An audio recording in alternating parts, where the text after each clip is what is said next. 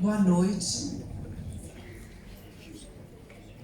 Gostaria de começar dando as boas-vindas a todos vocês que vieram até a USP para esse seminário presencial, né? Hoje em dia todo mundo está acostumado a fazer seminário à distância, todo mundo quer o virtual e a gente está indo talvez um pouco contra a corrente e realmente se reunindo para ter passar 3 dias em discussões o mais aprofundadas possíveis presencialmente. Sobre um tema da mais extrema importância e mais grave situação que hoje se abate, né, que o Estado e o governo e os exércitos israelenses estão cometendo na faixa de Gaza, que é o genocídio que está em andamento, que está em curso nesse momento. A iniciativa de realizar esse seminário, portanto, se coloca nesse contexto, ou seja, de um esforço para não permitir que o genocídio seja normalizado, para que ele seja discutido, para que ele seja tema de 3 dias de discussões num formato amplo, pensando suas causas profundas, as raízes mais longínquas, as políticas que determinaram o curso dos eventos, a história contemporânea da Palestina nos últimos 76, 80, 100 anos. Então, o nosso programa reflete essa intenção, em primeiro lugar, de não permitir que esse genocídio seja normalizado, de fazer e deixar claro que a Universidade de São Paulo está disposta a pensar esse assunto, a refletir sobre esse assunto e a evidentemente, que marcar uma posição de oposição ao genocídio, a forma como ele vem se perpetuando, sem que o mundo seja capaz de parar o derramamento de sangue, e também, no nosso papel de Universidade de São Paulo, pensar sobre justamente as causas desse genocídio, como que ele está acontecendo debaixo dos nossos olhos. Provavelmente o único genocídio televisionado durante 1 ano e 2 meses, da forma como ele está sendo televisionado, né? Com todos podendo ter acesso às imagens, à realidade, ao que está acontecendo. 2 dias... 3 dias atrás, pouco tempo atrás, eu tive com um médico palestino respeitadíssimo, Mustafa Barghouti, numa conferência em Madrid, e ele, que é da área da saúde e que também é uma liderança política na Palestina, da terceira via, digamos assim, né, muito próximo da sociedade civil, portanto, ele estava realmente contando que hoje na faixa de Gaza existem 1.070.000 pessoas doentes. E não é algo que possa ser considerado um resultado do bombardeio, um resultado da ação militar. A fome é utilizada como arma de guerra. Há, segundo as palavras de Mustafa Barghouti, uma guerra química subjacente, na medida em que não existe coleta de lixo, o esgoto está a céu aberto, os escombros, toda a destruição cria uma poluição no ar, não existem medicamentos para tratar os doentes, não existe comida adequada e nem próxima à quantidade necessária. Provavelmente cerca de 500.000 pessoas se encontram hoje no grau 5 de fome, que é aquele classificado como do qual não se sai sem uma intervenção medicamentosa, mas não há remédios. Então há uma situação de extrema calamidade, de extrema brutalidade, torturas sendo registradas, e tudo isso a gente aqui na FEFELESH decidiu que precisava discutir de maneira embasada, conceituada, ampla, abrangente, tudo o que está cercando, ou tentar discutir tudo o que cerca essa realidade de genocídio hoje, sua história, sua atualidade, suas perspectivas e principalmente se há alguma perspectiva de fazê-la parar. Então, eu gostaria de começar agradecendo imensamente a Faculdade de Filosofia, Letras e Ciências Humanas, representada aqui pelo diretor, professor Adrian Frankhul, cuja presença agradecemos muito nesse seminário também, nessa abertura. Agradecendo o Centro de Estudos Palestinos, o CEPAL, recém-fundado, e todo o conselho, todos os conselheiros do CEPAL, cuja presença para nós é tão importante, tão relevante, professora Adma, que é a vice-diretora, que está aqui entre nós também, todos os colegas que estamos reconhecendo também nesse auditório. Queria agradecer a curadoria desse seminário, formada pelo Bruno Huberman, pelo Everaldo Andrade, professor da casa, pela Mona Oder, que infelizmente ela ficou doente hoje, e era para ela falar nessa mesa, ela veio do Rio de Janeiro para cá, ela que é palestina de Jerusalém, e que compõe, segundo a nossa visão de curadoria, a pluralidade e a representatividade desse seminário, porque esse seminário conseguiu reunir, e não foi um pequeno esforço, né, de todos os participantes, dos realizadores desse evento, conseguiu reunir uma palestina de Jerusalém, que é Mona, um palestino de 48, Ahmad Saadi, cujo currículo em breve apresentarei, Tariq Dana, que mora, palestino, que mora no exterior, no Catar, mas da Cisjordânia, Shahad Safi, que é uma refugiada, uma sobrevivente do genocídio. Ela passou 5 meses debaixo dos bombardeios, irá contar em primeira mão, para a gente conseguir entender em primeira mão o que está acontecendo. E, finalmente, também Rula, que é mais uma palestina da diáspora, que anda pelo mundo e que virá também para compartilhar ao longo desses dias as suas visões. Junto com todos os docentes, pesquisadores, intelectuais, lideranças sociais, locais, que vão compor também as mesas nos dias seguintes. São 7 mesas ao todo, e aqui vocês já sabem que quem quiser certificado basta se inscrever e ter presença em 5 dessas sessões, ou seja, um pouquinho mais só do que 70% de presença.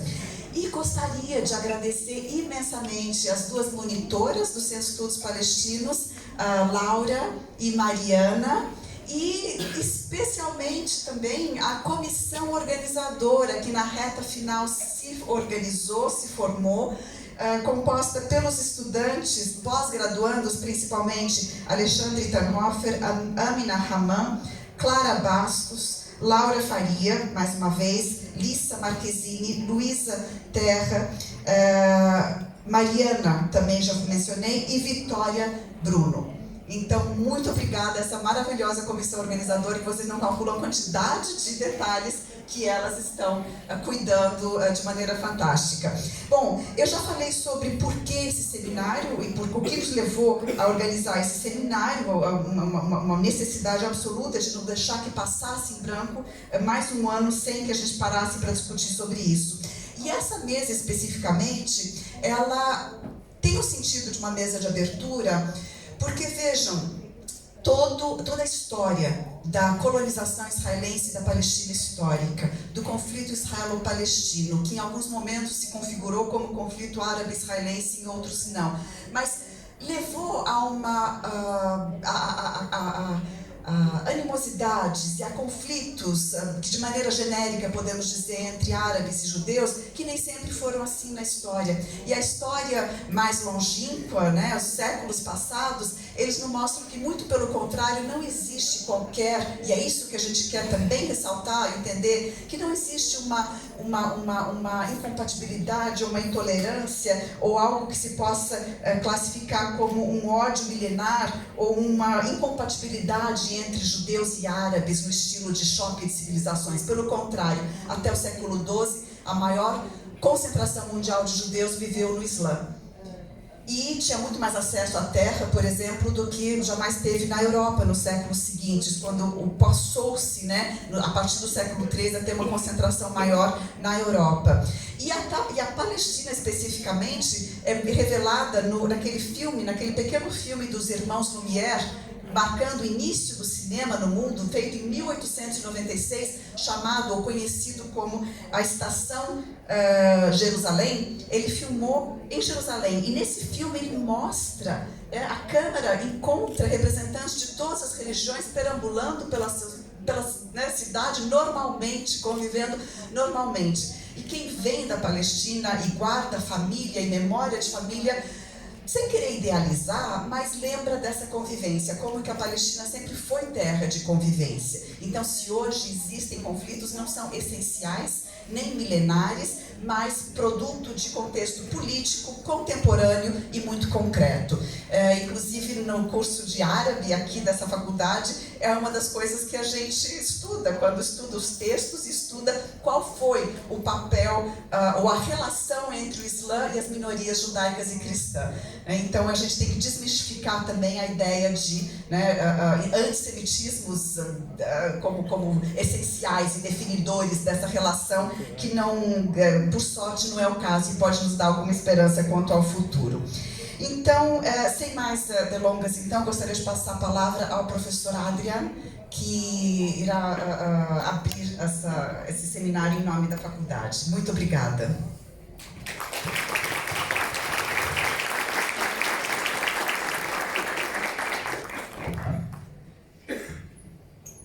Muito obrigado, Anheni.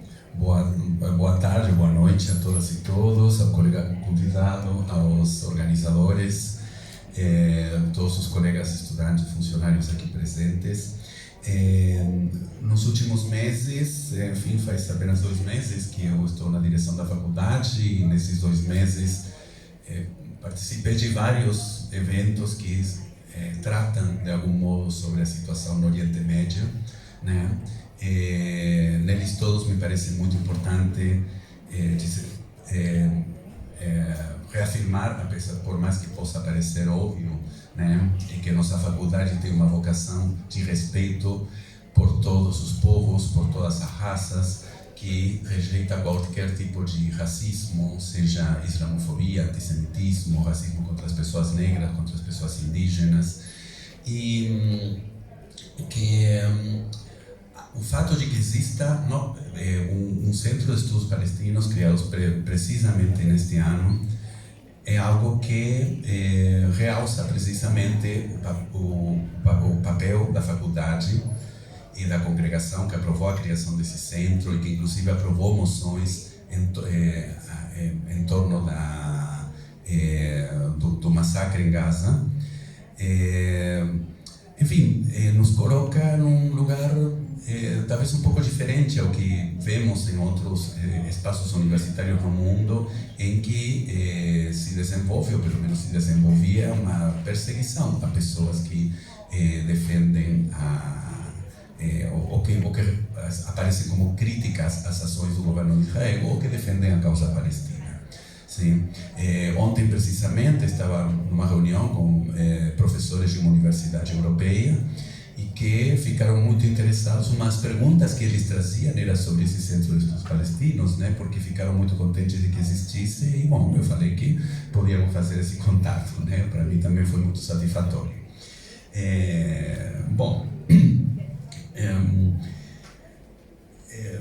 No contexto, eu vou falar muito brevemente, né? Penso que este seminário tão importante se dá não apenas no contexto do genocídio ao que já se referiu Arlene, mas também na conjuntura em que a condenação da Corte Penal Internacional a Netanyahu, ao ministro da Defesa israelense e a um dos líderes de Hamas se traduz numa ordem de prisão, né?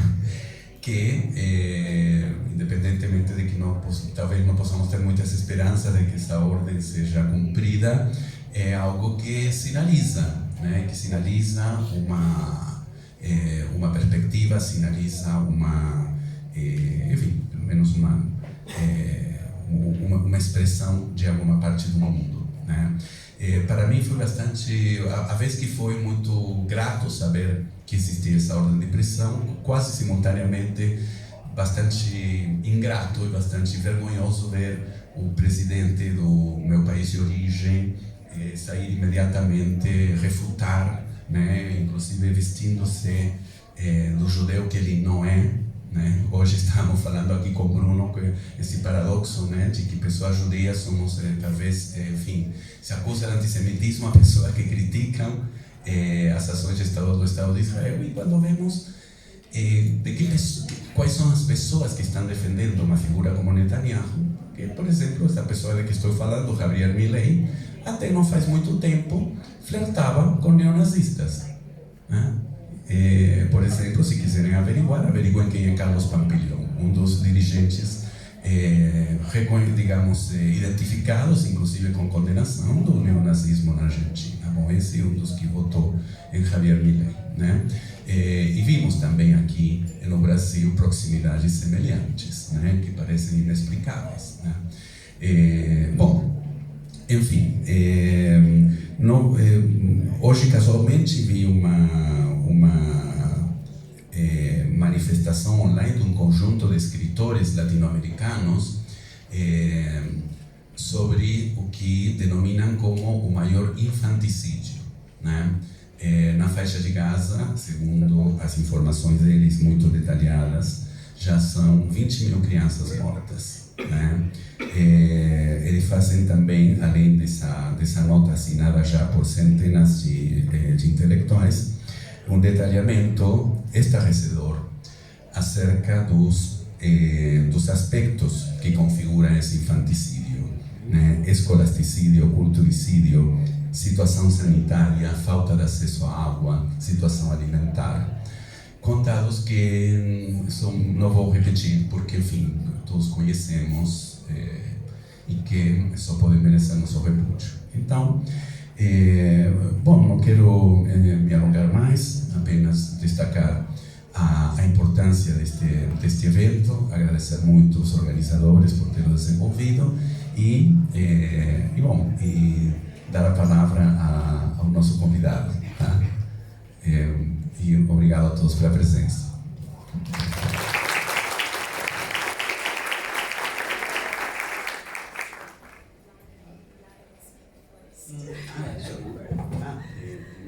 But let me announce, sorry, just a second.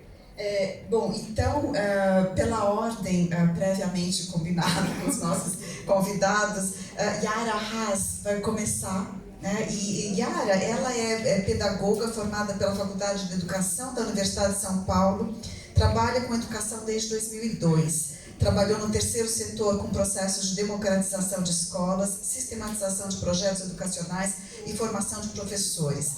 É gestora e coordenadora da Escola Politeia, Educação Democrática e integrante...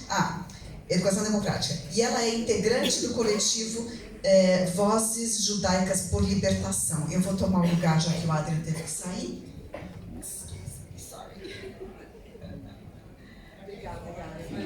A Lena queria pedir desculpas porque eu vou poder ficar na mesa, tá? Não. Boa noite, obrigada pelo convite, é um prazer estar aqui. Obrigada por toda a organização do evento, é muito importante que esse seminário esteja acontecendo aqui e agora. Eu sou ativista pela causa palestina há 15 anos, mais ou menos. Eu faço parte do coletivo Vozes Judaicas por Libertação e, como coletivo, a gente faz parte de uma rede internacional que chama Global Jews for Palestine, que são organizações judaicas não sionistas e antisionistas que lutam pelos direitos palestinos e por um judaísmo sem relações com o sionismo. Essa rede tem organizações de 14 países diferentes. No convite, me pediram para fazer relatos de experiências pessoais para ilustrar o ponto de que... Bom, eu vou ler aqui, gente, desculpa, eu vou me perdendo e aí eu preciso ficar no papel. Me pediram para fazer relatos de experiências pessoais e, antes de entrar nas histórias, quero dizer por que eu acho que essas histórias são relevantes. Como neta de sobreviventes do Holocausto, passei muitos anos, desde a infância, me perguntando como aquilo podia ter acontecido. E estudei sobre esse e outros horrores perpetrados na nossa história. Mas até entender que eu fui ensinada a desumanizar os palestinos, e até eu perceber que a maioria do mundo não faz nada para parar as violências contra os palestinos, desde a Nakba, em 48, até o genocídio em curso, eu não tinha entendido. Eu vou contar histórias que ajudam a ilustrar a cultura, a educação e a máquina de propagandas que sustentam ideias racistas contra palestinos em Israel e também nas comunidades judaicas pelo mundo. Falar do meu lugar de judia e israelense é importante, mas eu quero dizer que eu acho que todo mundo precisa falar disso. Não dá mais para ficar só nas nossas vozes.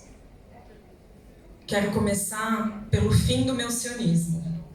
Aos 27 anos, depois de alguns anos assistindo todos os documentários que eu e meu irmão conseguíamos encontrar sobre a questão palestina, eu me inscrevi no curso de História da Palestina, da professora Arlene, quando eu estava terminando a faculdade aqui na USP, porque eu queria saber mais, eu queria mais informações. Eu queria saber com detalhes as mentiras que me foram contadas e as omissões feitas, por exemplo, nas aulas de História do Colégio Judaico ou nas atividades do Movimento Juvenil Judaico-Sionista. E desse ponto, eu consegui olhar para a minha história e ver quais foram os momentos de estranhamento e pequenas rupturas que me possibilitaram romper com o status quo da minha comunidade. Eu morei em Israel desde meu nascimento até os 6 anos de idade, quando me mudei com a minha família para o Brasil. Aqui em São Paulo, fiz parte de um movimento juvenil judaico-sionista dos 8 aos 18 anos de idade. Estudei 4 anos numa escola judaica. Durante toda a minha infância e adolescência, eu passei pelo menos um mês em Israel a cada 2 anos, com familiares ou em programas oferecidos pelo governo de Israel e pela comunidade judaica.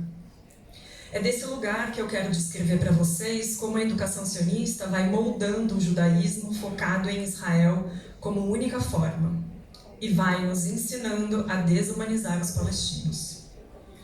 Existem algumas histórias de quando eu era pequena, que eu já contei muitas vezes, para ilustrar pedaços do que significa crescer dentro dessa ideologia. Eu só posso falar do meu ponto de vista, que é de uma família relativamente de esquerda. Digo isso porque fui entendendo que a esquerda israelense não existe, como muitos de vocês sabem, mas existem outras várias formas de crescer dentro dessa ideologia. Uma das coisas que eu lembro, por exemplo, é que quando eu tinha 5 anos de idade, eu tinha um brinquedo de uma arma que era muito realista, muito realista. E eu já ligava isso com a vontade e importância de fazer exército em Israel. Então, desde a tenra infância, a gente já vai sendo amarrado nessa ideia da importância de fazer exército. Meus tios eram agricultores, e quando eu era pequena, as pessoas que trabalhavam para eles no campo eram palestinos de Gaza. Eu não sabia disso quando eu era pequena. Só sabia que eles eram aravim, árabes. É assim que eles eram chamados, para mim.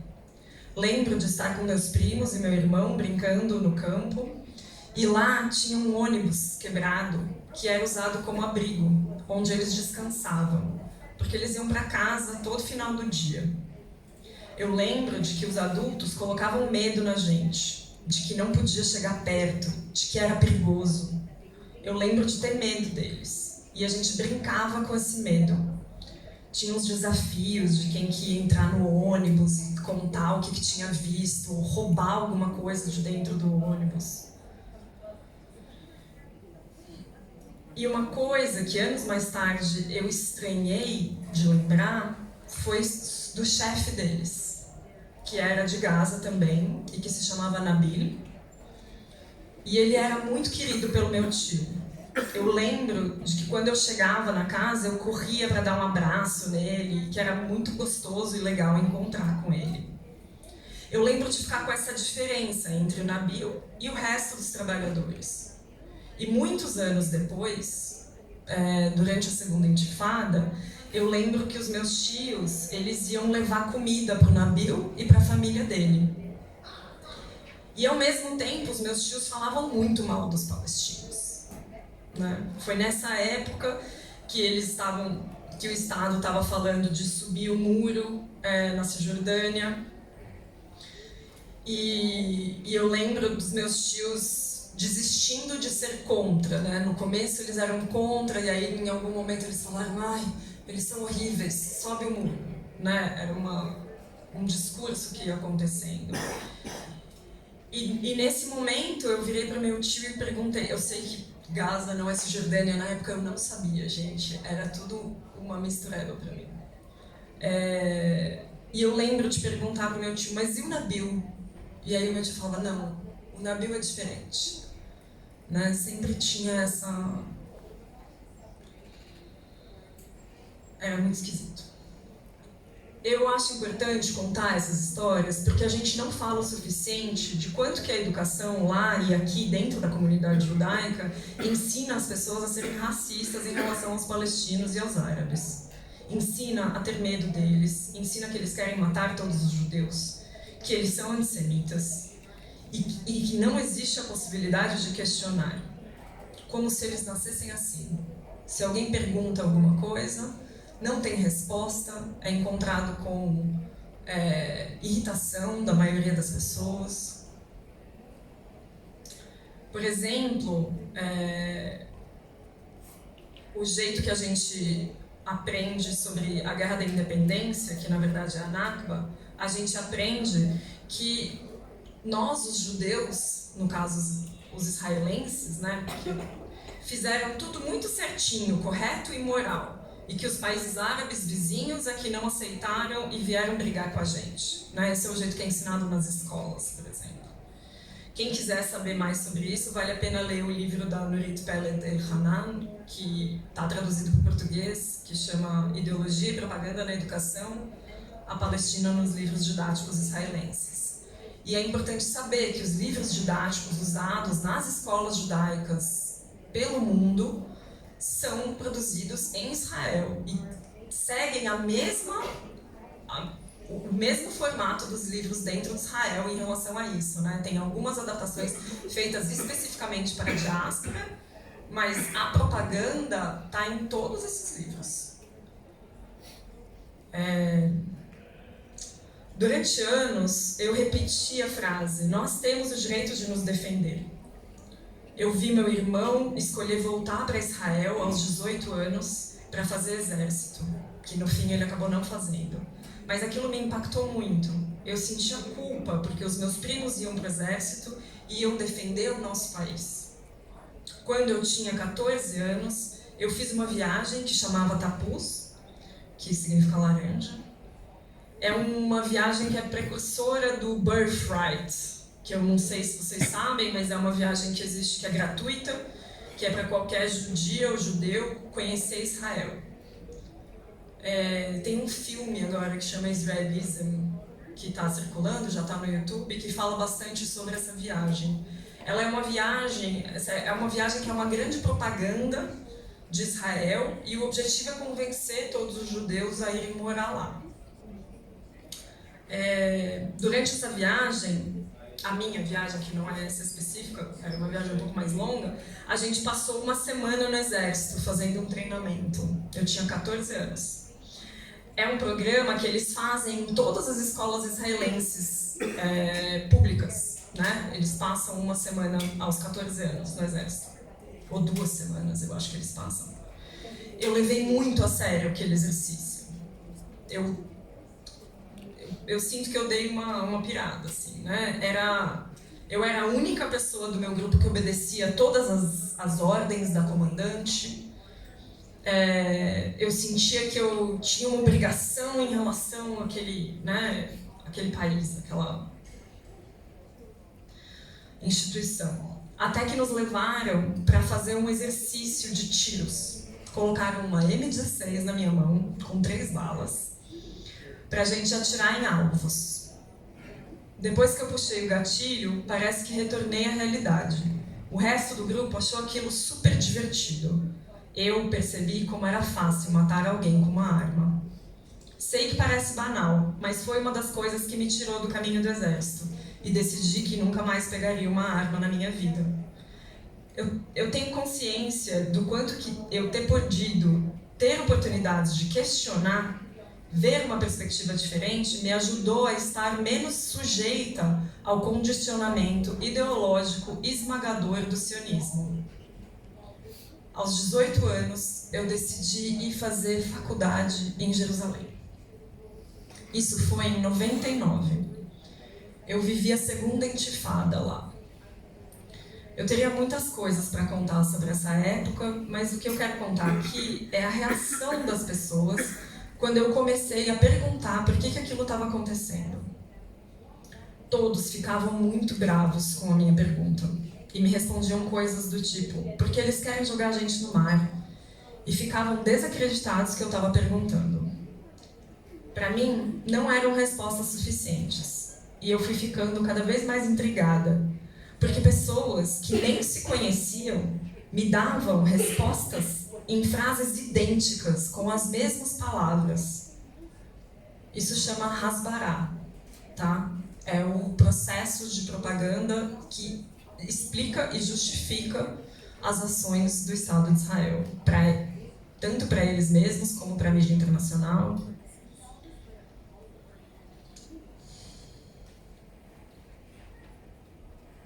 Depois que eu sobrevivi a um atentado suicida, eu voltei para o Brasil e eu queria simplesmente romper com tudo, com o judaísmo. Aqui no Brasil, no final da faculdade, eu acabei recebendo uma proposta para trabalhar como professora num colégio judaico. Isso me puxou de volta para essa história. Antes de eu fazer o curso da Arlene. Mas inúmeras experiências dentro dessa escola me possibilitaram entender a minha própria história e poder ilustrar o ponto que aqui eu escolho. Desculpa, gente. Eu escolhi uma história de dentro dessa escola. Tem um monte de histórias que eu poderia contar aqui para ilustrar o que eu estou tentando contar. Mas teve um dia que, numa aula de hebraico, um aluno de 8 anos perguntou para a professora, eu era assistente na época, ele perguntou para a professora, por que a gente estuda tanto sobre Israel? A gente mora no Brasil, o que tem a ver ficar estudando outro país? E aí ela deu lá a resposta dela, e aí depois ela vira no meu ouvido e fala assim, eles não nascem amando Israel, a gente tem que fazer eles amarem Israel. Com muita força, assim. E aquilo me impactou bastante. Nessa escola eu também vi eles sendo ensinados que eram melhores que pessoas não judias e que a frase ame ao próximo significa ame ao próximo judeu. Pouco tempo antes de eu me demitir dessa escola, logo depois de eu fazer o curso de História, eu fiz a minha primeira viagem para a Cisjordânia e foi aí que eu descobri que é proibido para israelenses visitarem as cidades sob ocupação. Eu não vou falar aqui do impacto que teve em mim ver a ocupação, mas nessa viagem que foi organizada por sionistas de esquerda, ainda tentando justificar o Estado, eles levaram a gente para um dia de memória do Holocausto e ouvimos o relato de uma mulher que contou sobre o seu filho de 7 anos que acordou chorando e dizendo, todos querem nos matar. Ela explica que seu filho começou a listar todas as festas religiosas e os povos que tentaram nos matar, justificando assim a existência do Estado de Israel. Mas eu queria dizer que eu aprendi que muitas dessas festas não necessariamente precisam ser contadas desse jeito. E que antes do Estado de Israel, elas eram comemoradas em outros formatos. E que esse formato de perseguição em quase todas as festas, ele passou a existir depois da criação do Estado. Quando eu voltei de ver com os meus próprios olhos a ocupação, eu queria contar para todas as pessoas que eu conhecia. Queria fazer alguma coisa. E comecei a convidar pessoas para conversar. Pessoas da comunidade judaica, pessoas com quem eu tinha crescido. As poucas pessoas que eu consegui que topassem conversar comigo, que topassem escutar, não entendiam por que eu estava tão abalada. Era como se não enxergassem o que eu estava mostrando. uma experiência muito comum a várias pessoas que, como eu, pisaram para fora do sionismo. Tentam chamar mais pessoas, mas nossas falas não são suficientes para isso. Não temos tempo para esperar que todos os judeus e judias nas comunidades pelo mundo e em Israel consigam passar por esse rompimento. Não temos a fórmula mágica que tire as pessoas dessa ideologia racista que se vê como superior e vítima constante ao mesmo tempo. Precisamos de pressão externa para que isso se rompa. E precisamos de mais pessoas dizendo que criticar o Estado de Israel não é ser antissemita. Quem amarrou o Estado com o judaísmo foi a sua própria ideologia.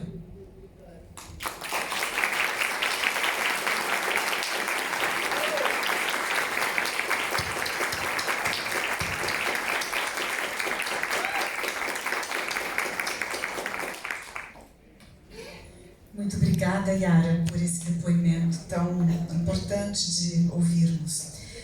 Eu vou passar então a palavra ao professor Ahmed Saadi. Ele é professor associado do Departamento de Política e Governo da Ben Gurion University e foi professor visitante da Universidade de Waseda, Japão, na Universidade Nacional de Singapura e na Universidade de Columbia.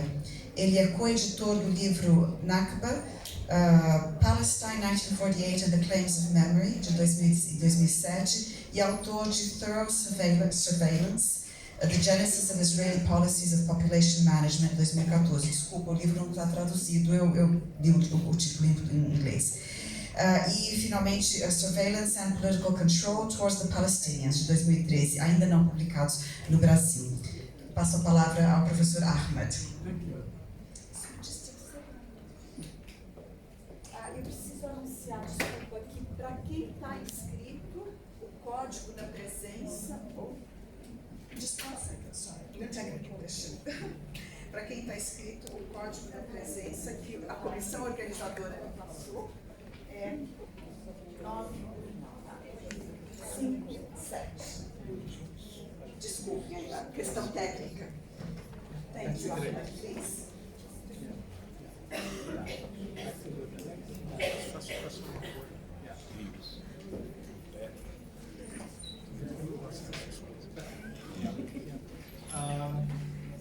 Thank you, and thank you for the organizer, for the center, for the organizer, for inviting me to give this presentation to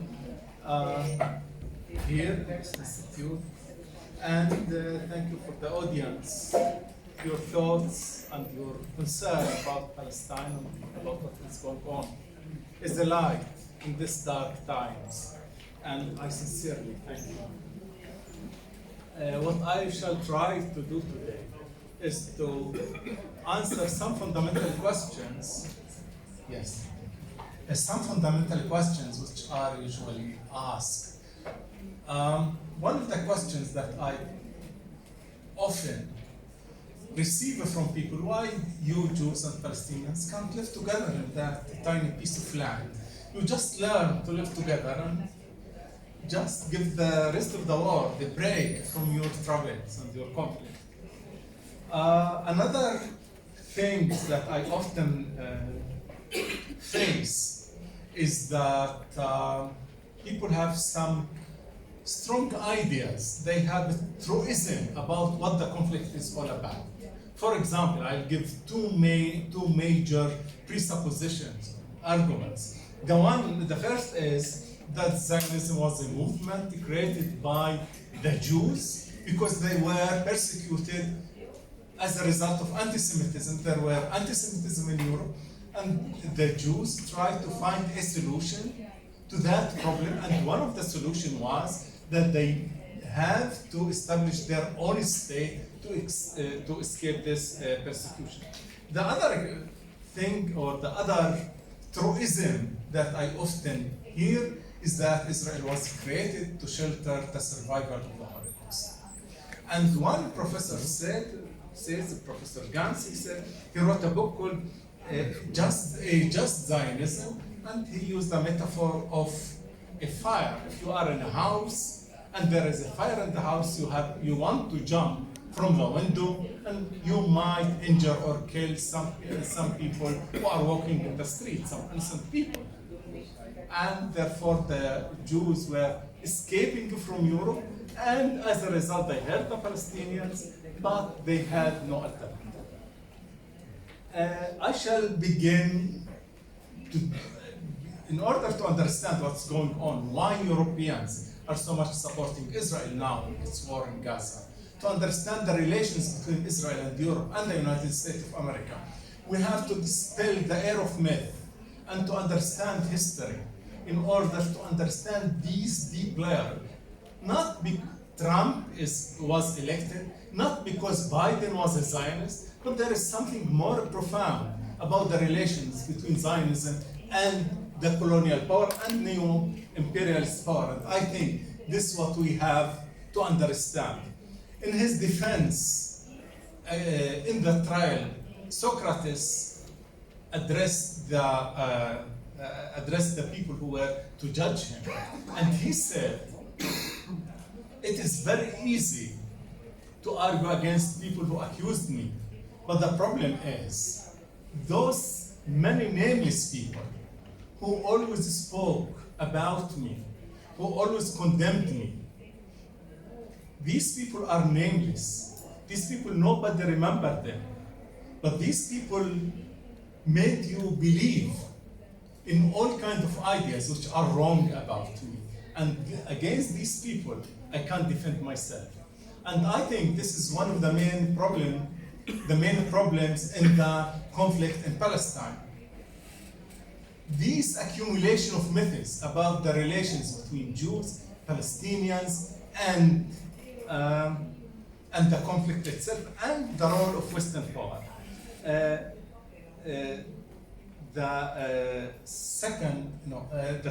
Another one about Zionism. And in fact, one of the ideas that Zionism is a movement which was created by the Jews.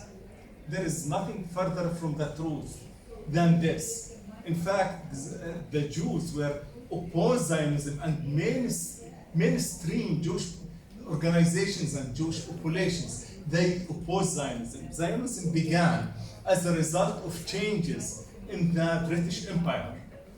In the 19th century, the British Empire, which was always opposed to using religion in the affair of the empire, changed their mind. They said, now we should use religion in the empire to control the natives better. And out of this idea, out of this connection between religion and empire, Zionism was born. In fact, the idea of Zionism, the basic idea of Zionism was announced by Reverend Louis Wade, and he was evangelical, and he worked in London to convert Jews to Christianity. But then on the way, he began to think, to develop other thoughts, other theological thoughts. And the Protestant, in a way different from Catholics, they read a lot, they rely a lot on the Old Testament or the Bible, the Jewish Bible. And he said the following: we want Jesus to return, and Jesus, for some reason, is not returning, and we have to do something about it. There is a need for a human agency to bring about Jesus, and therefore he developed the following 3 stages scheme to help the return of Jesus. The first one is Jews must return to Palestine. Restoration of the Jews to Palestine. The Jews rejected Jesus in Palestine, and they should return back to Palestine. The second thing is that the return of the Jews will enable the clock of biblical prophecies to begin ticking. The clock of the Bible prophecies is stuck, and we should move it again, and we will move it by returning the Jews. The third thing is when they return there, they should, as a result of some historical development, they should accept Jesus, become Christian, and then the return of Christianity and the war or the end of the war will come. In fact, these ideas were announced 43 years before the birth of Herzl. 43 years before the birth of Herzl, the founder of the Zionist movement. Therefore, the idea of Zionism began with this evangelical minister. His disciple Nelson Darby added the term born-again Christian, and this is very important for today in the evangelical community. And in 1840, 20 years before the birth of Herzl, the British reformer Lord Shaftesbury wrote an article in the journal Quarterly Review, and he says, a people with no country for a country with no people. That Palestine was an empty country, there is nobody there, and the Jews are a people with no country, and we should match, we should help these people to go to the land awaiting for no people. Lord Shaftesbury was a very important figure in the British Empire, and he convinced the government to talk with the ruler of Egypt and to seek his help to settle the Jews in Palestine. In fact, there were talks about it. What is important for us about this? That many historical figures, including American presidents, are born-again Christians, are evangelicals who believe in this theory of the return of the Jews to Palestine and the return of Jesus. And the list include Lord Balfour. We know who is Lord Balfour. David Lloyd, who was a British Prime Minister, and the President Wilson, Harry Truman, Ronald Reagan, and George W. Bush. Today, currently, most of the Zionists are not Jews. Most of the Zionists are Christians. The ratio of a Christian Zionist to Jewish Zionist is 1 to 30. And therefore, to begin to understand this, why the United States is supporting Israel, why the West is supporting Israel, and so on and so forth. The second important figure who wrote about Zionism and popularized Zionism among European public and the British public is the author George Eliot. And George Eliot, she wrote a book, Daniel Deronda, you see the book, 1876. And in the book she talks about a Jew who grew up in an affluent, a British family, but he discovers his roots, and then he convinced the other that he should return to Palestine, and his rich family help him, the adopted family, he convinced them, and they helped him to return to Palestine. By the way, Balfour went to visit George Eliot a year after the publication of this book. Another relation between Eliot and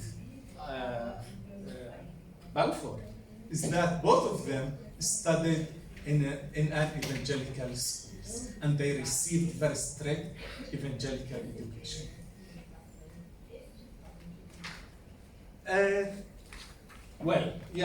Very important.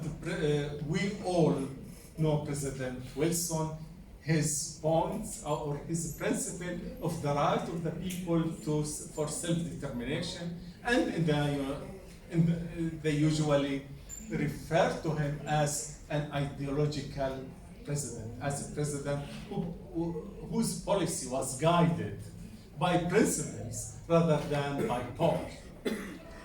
And after his announcement about the right of people for self-determination, the Jewish organization in the United States, they began to organize at that time, and they told him there is a problem.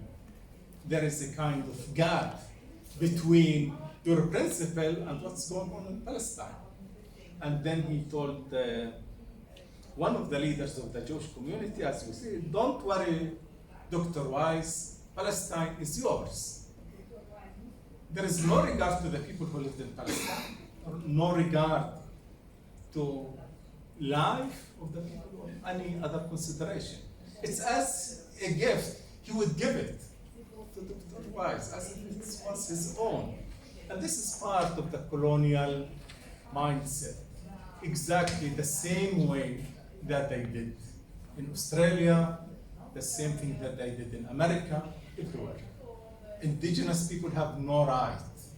They are not humans. They have no right. The right is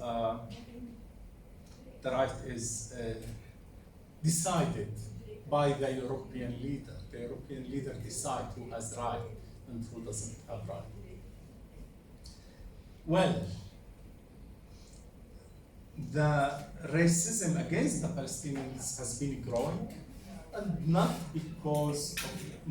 just because of the Israeli-Arab conflict, but in the case of the Palestinians, there is accumulation of racism. First of all, there is the anti-Arab racism, and Edward Said wrote his seminal book, Orientalism, about that. And there now, after 9/11, Islamophobia, another level, and now there is a new level, and which is the Palestinian political scientist Leila Abu Laban wrote anti-Palestinian racism, like the attack on the BDS, the attack of symbols of Palestine, like a flag, like kufiya, and other things. And therefore, there is accumulation of Western racism throughout the history. It's not that they are Arab, but they are also Muslims, and also they are Palestinians. And the late Palestinian sociologist Elias Zorek said, the whole mindset, the whole idea behind all of this accumulation of racism is to convince the people that the universal laws of humanities do not apply to the Palestinians. All the world love the Geneva Convention, the protection of civilians, and so on. But when it comes to the Palestinians, the right of self-determination, it's against the right of self-determination. But when it comes to the Palestinians, these principles are compromised. They always find reasons why these principles should not be applied to the Palestinians. And we should, I think, look a bit deeply about that point.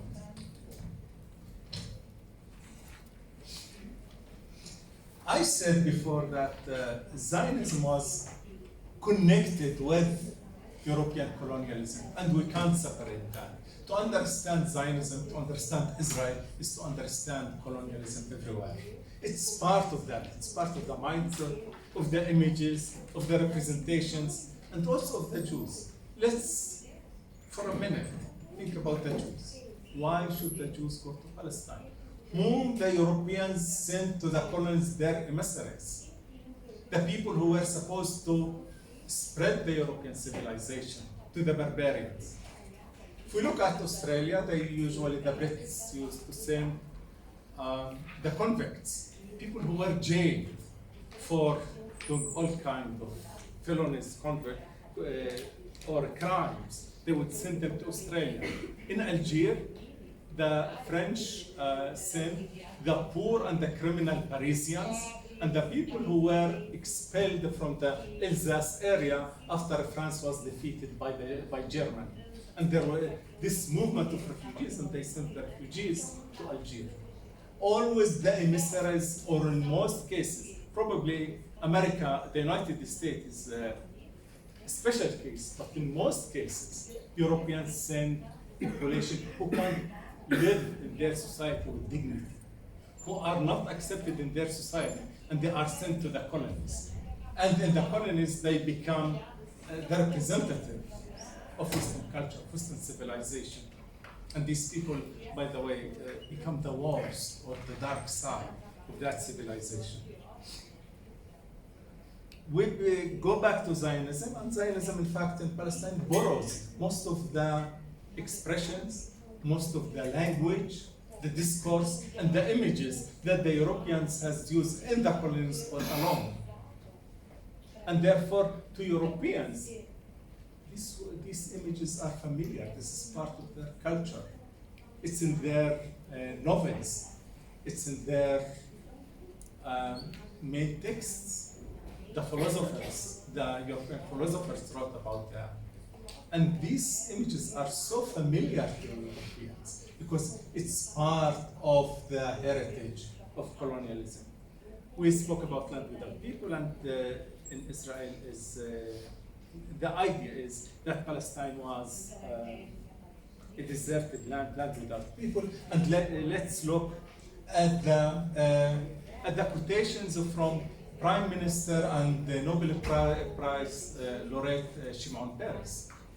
What he speak about the Palestinians, he said, the land to which they came, the Zionist settlers, while indeed the Holy Land was desolate and inviting, land that had been laid waste, thirsty for water, filled with swamps and malaria, lacking in natural resources, and so on. And he says at the end, and the return of Zion was accomplished by ceaseless violent clashes with a small Arab population. The Arab population are a small population, where in fact, at the time of Balfour Declaration, the Jews were only 9% of the population. That small Arab population are 91% of the population. The Jews were 9%. The settlers, the Palestinians were 91%. And Shimon Peres, the man of peace, who is considered in the West as a man of peace, a moderate politician, is exactly what he said. And we learn then one of the historians of the Jewish settlements in Palestine, he says that the people were told before they came to Palestine that it's your land. You go there, you are the masters, it's your land. And when people came, they found Arab. And they were surprised. Some were surprised, and there were violent clashes with the Palestinians. Because they believed, they came with the idea that these people do not exist. There must be something wrong because they were told that Palestine was an empty land. You know, this reminds me with the British criminals who were sent to Australia. These people would stay years in jails, in the cold cells of Britain, were sent to Australia. These people, most of them, were unable to walk or to communicate with other humans because they received the minimum calories to keep them alive, and were put in very cold cells. And when they went to Australia, the journey was more than 1 month. And at the beginning, these people had to recover. They put them on the deck, on the sun, to recover. And then they were taught that they are going to have a new life, to open a new page, and they are going to an empty land, and they will be the masters of that land. And exactly the same with Zionist settlers. You are going there, it's your land, you can do with it, you know. You are the landlord, you are the lord of the land. You can do whatever you think appropriate. And look at the idea of how the natives, what Yara was saying was in fact part of the mindset of colonialism.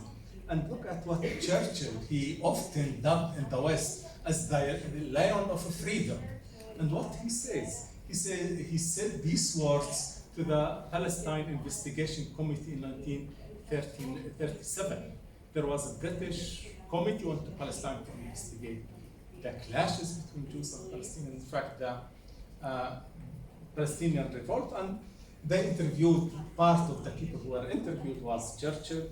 Churchill says the following: I don't agree that the dog in a manger has the right to the manger, even though he may have laid there for a long time. And he says about all the people, the natives in America and in Australia and so on. He said, these are just like the dogs. As the dog can live in the abode, but he can't own it. And this is this is with these Palestinians, just the same right as the dog has to its owner.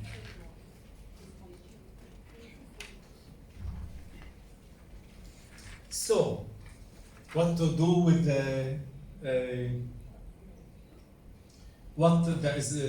Jewish settlers were sent to do what other settlers were sent. And here is Herzl tells us they should form part of wall in defense for Europe and outpost of civilization against barbarism. Arabs, these are the barbarians, and we shall defend Europe.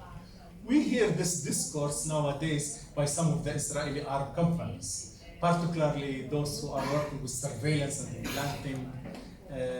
planting programs to spy on people. They say, we are defending Europeans against Islamic terrorism. And we are developing. In fact, we know in Latin America and other places, they are planted in the telephones of human rights activists, of political people with political ideas who are opposing their dictatorships, or people who have some independent ideas. Therefore, the mindset we have to understand how this part of larger colonial mindset, ideas, and sometimes some people in the left have no alternative to answer this, and sometimes they are accept that there is some truth to this. Well, go back to Palestine, and one of the other methods is making the desert bloom.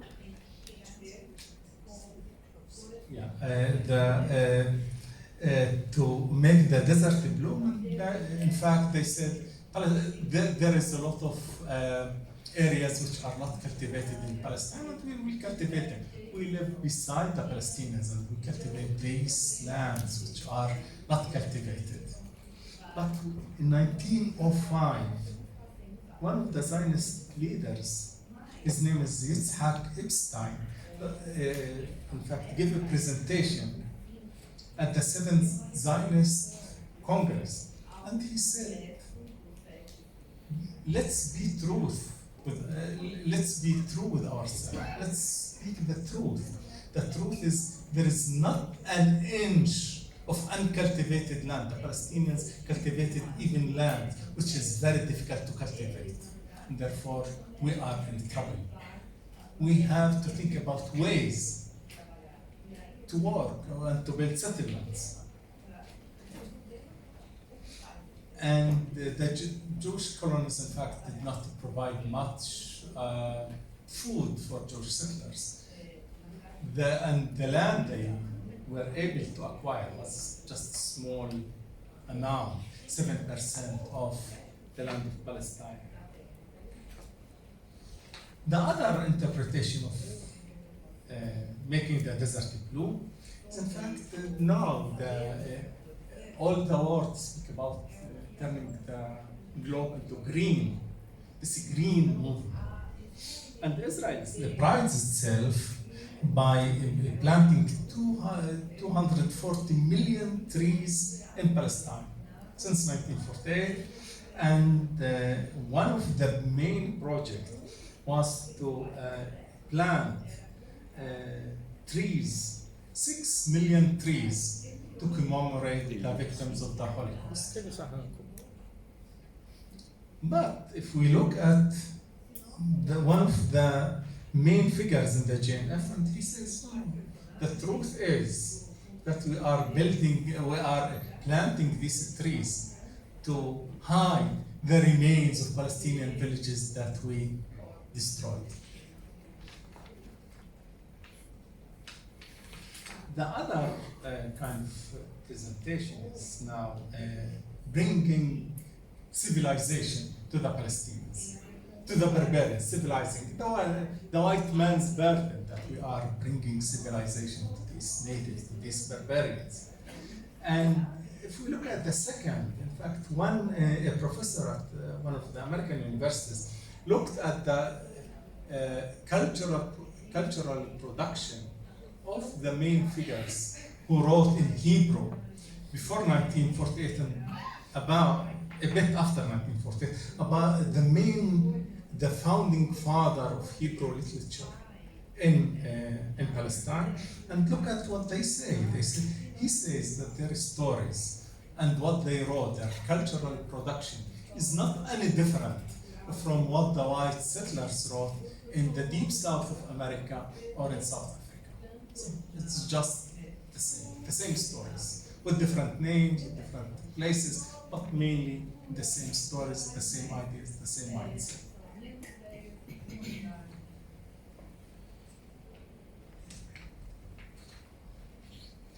The other idea, which is relatively new, to say that Israel is the only democracy in the Middle East.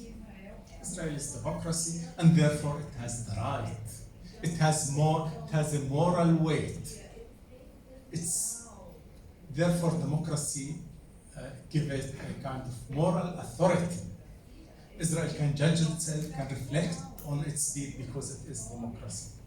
And one Israeli sociologist said, when people began to debate, to take seriously this claim about democracy, says, come on, there is a problem with Israeli democracy, deeper problems. One of the problem is that between 1948 and 1966, there was a military government over the Palestinians. And the military government is antithetical to democracy, is against democracy. You can't put people under military rule and say, this is democracy, these are citizens living in a democracy. And therefore Israel was not democracy. And now Israel is ruling and has been ruling, not as a temporary stage, but forever, people who are not citizens. Therefore, what kind of democracy is it? And he developed a model called ethnic democracy. Means that the Jews are majority and they are using the state for their benefit.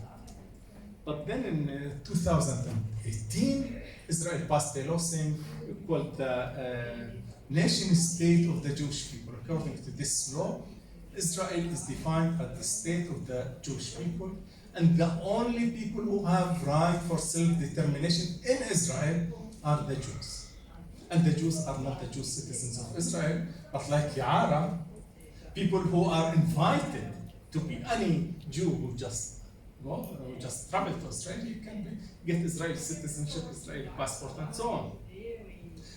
And also that law says that the state will be used to establish Jewish settlements and to further the Zionist project, where the settlements will be built, land confiscated from Palestinians. Simple and straightforward. And the state is a kind of tool to further these goals. And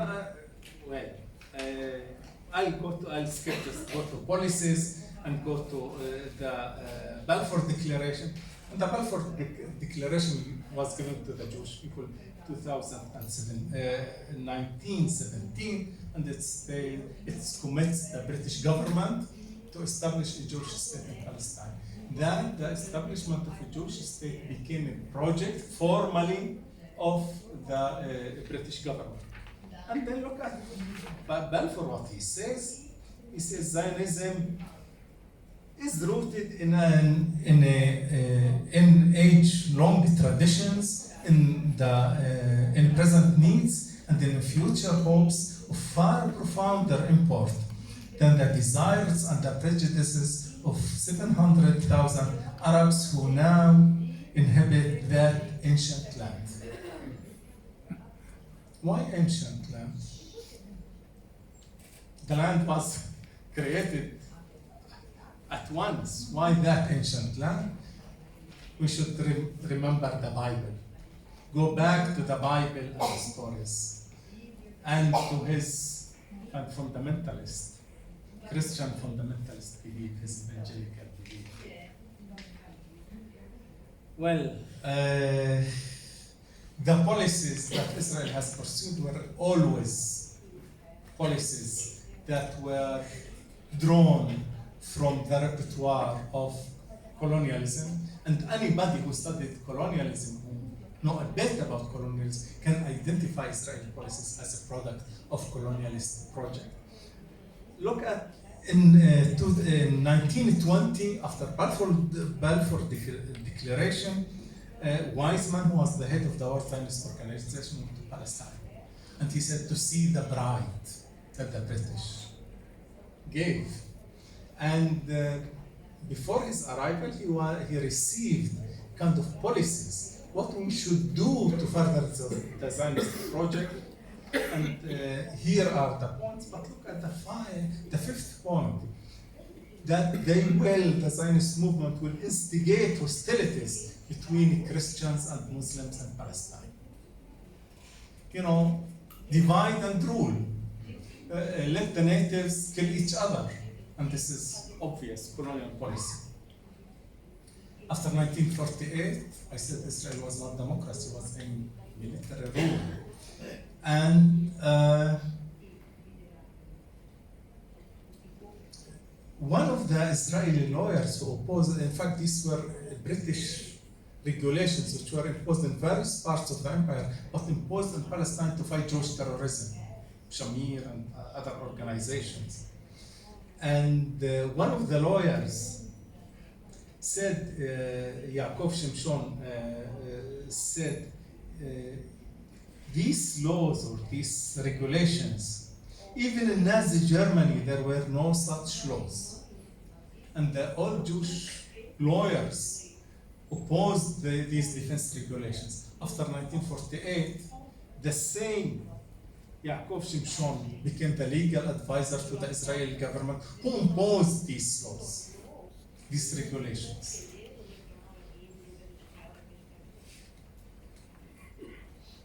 Well,